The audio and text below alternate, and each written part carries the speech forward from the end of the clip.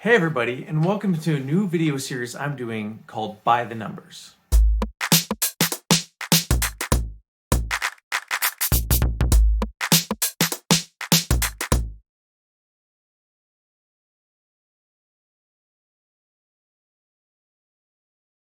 By the Numbers is going to be a more real estate focused video series, unlike those silly cooking videos I do all the time. And I'm going to bring it to you in a couple different ways. The first way is one like I'm doing today, where I take the 40 most populous cities and I rank them in different categories just to give you the different attributes of different cities and why you'd want to move to each one. The second way is going to be just simply market updates of Colorado and national statistics. So today we're going to go over the best Colorado cities for remote work. And I should say as a caveat, I did not peek ahead at the results before I came up with the method to do this. You'll see why when we get to the end. All right, so let's go over the categories I thought were most important for working remotely. Our first category is price per square foot. I thought this was more important than just the lowest price homes, because when you're working from home, of course, you want that extra space for an office or two. You don't want to feel cramped in a place that is not only where you live, but also where you work. The second category is strength of economy, and it's the biggest indicator of how well a housing market will grow, because this isn't just a place that you live or a place that you work now, it's also your biggest financial investment for most people. The first category in strength of economy is growth. And it's the biggest indicator of how well your economy is doing is, are people still moving to your city? And from the housing market perspective, growth is very important because it keeps the demand at a steady rate and keeps the prices going up at a steady rate. So that way you get a bigger return on your investment years down the road when you go to sell. The second category in strength of economy is unemployment. Of course, you want that to be low. So people are moving to your city, but do you have enough jobs to support those people in your city? And the third category of strength of economy is median income. So people are moving to your city and you're able to support those people with jobs, but what is the quality of those jobs? How well do they pay? Third category I used for the remote work score was quality of life. Of course you want to like where you live. And for this, I used the quality of life score with AARP.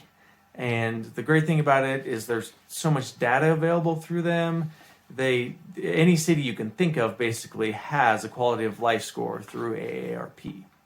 And that quality of life score is broken down into a few categories. They measure it by housing, neighborhood, transportation, environment, health, engagement, and opportunity.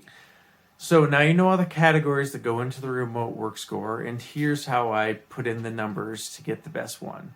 So I ranked them on each of those three categories, 1 through 40, and the lower the score, the better. Then I just add those three scores together, and I'm going to give you a top 5 that came in at the lowest score out of the 40 cities.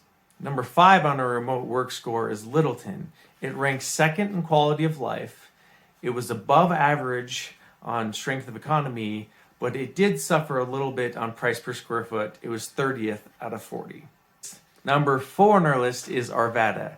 It ranked very high in quality of life as well. It was a little bit below average on price per square foot, but it was above average in strength of economy. Number 3 on our list is Parker. It ranked very well in strength of economy. It was just below average in price per square foot, but it made up for it by being above average in quality of life score. Number 2 on our list is Centennial. It ranked very high in quality of life. It ranked above average in strength of economy, and it was just below average on price per square foot. And number 1 on this list is Castle Rock. And this is where we come back to the caveat at the beginning of the video. I did not peek ahead at the stats. Castle Rock is where I live, and I didn't just game the stats to make it number 1. So it broke down really similar to Parker stats-wise. It was very high in strength of economy. The quality of life score was also very good. And it's actually the only one on this list to be above average in price per square foot. So there you have it. Those are the top 5 remote work cities by the numbers in Colorado. And the point of this list is really not to put down any of the cities that weren't on this top 5. It's just to highlight different cities, why they're great places to live. I'm going to make a lot more videos that'll highlight different attributes about different cities.